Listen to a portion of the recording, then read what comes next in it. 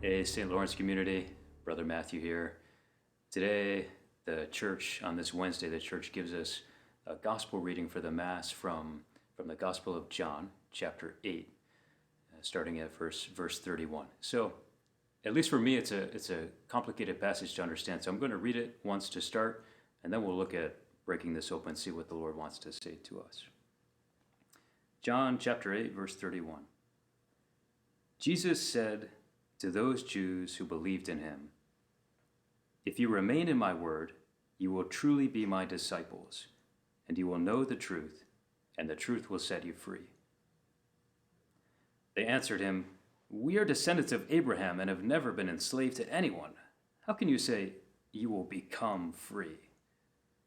Jesus answered them, "Amen, amen, I say to you, everyone who commits sin is a slave of sin. A slave does not remain in a household forever, but a son always remains. So if a son frees you, then you will truly be free." So let me try to interpret this passage for us by way of an allegory. And so for those of you who are students, I think this will be helpful, especially. But for those who are not, I think too, we'll see what I'm trying to get after here. So remember, or imagine, call to mind a sophomore civil engineering student, and he walks into office hours with his professor, his civil engineering professor. And he wants a bump up on his grade. He didn't do so well in the last exam, so he just wants the curve shifted. And he says, "Hey, is there anything I can do? Can you do something to kind of tweak my grade up a little bit?" And imagine the professor saying this to the student. "Student, if you remain in my word, you will truly be my student, and you will know the truth, and the truth will make you successful." I've never been told that by a professor, but imagine, play along with this for a little while. If I had been, I would have said something like this.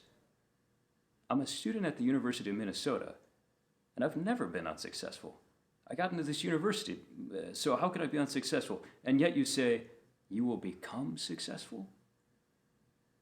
So the professor replies, "Everyone who makes an error is a slave to error." Then the student, "No way. I could leave your class right now and still be a successful engineer. I might make mistakes time to time, but I wouldn't be a slave to error." So the professor says, "My teaching can set you free from error." The student, "Are you really saying that if I listen to your word, I'll never make a mistake again?" The professor, "No, I can't stop you from making mistakes.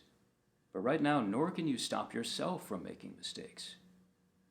But my teaching will give you the potential, if you accept it, to stop making mistakes. My teaching will set you free." So the student says, "Well, what's so special about your teaching? I could just see the TA down the hall, couldn't I?" The professor says, "A TA does not remain at the university forever, but a professor always remains. If you fall into error, you can always go back to the professor. So if a professor frees you, you will truly be free." So the student says, "So if I get good grades in your class, will I be set free from error?" The professor says, "No, you must know the truth." "So what if I do all the homeworks, I attend all the office hours, I submit all the assignments on Canvas?" "No, you must know the truth." So the student says, "Sheesh, so how am I supposed to know the truth?" To which the professor replies, "Remain in my word, and you will truly be my student." The student says, "But I'm doing everything students are supposed to do. I did the assignments, the worksheets, I took the exam at the right time, the Canvas assignments." And the professor says, "It's not about all that stuff." He says, "Remain in my word. Come to know me. Come to know my heart. Come to know the way I think. Come to love like I do. Remain in my class, even outside my class. Learn my heart."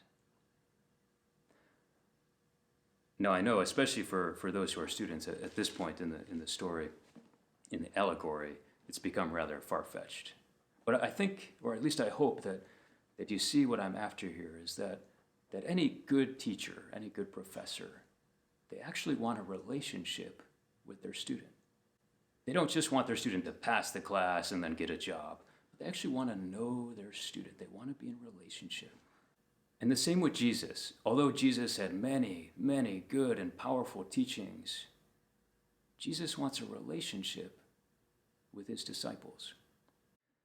It doesn't mean that we'll never sin again if we're in relationship with Jesus, but it does mean by being in relationship with him, there's a capacity to stop sinning. And that's a capacity that we could never have on our own. Jesus alone can do that for us. And so although all the externals can be helpful, in school, for example, the Canvas assignments and the homework and the office hours, they all are helpful. And in the church, the Mass and the sacraments are extraordinarily helpful. But at this time, more than ever, hopefully we see that when some of those things are taken away from us, that we see that at bottom, at the nexus, at the center, the core of the Christian faith is a relationship with Jesus.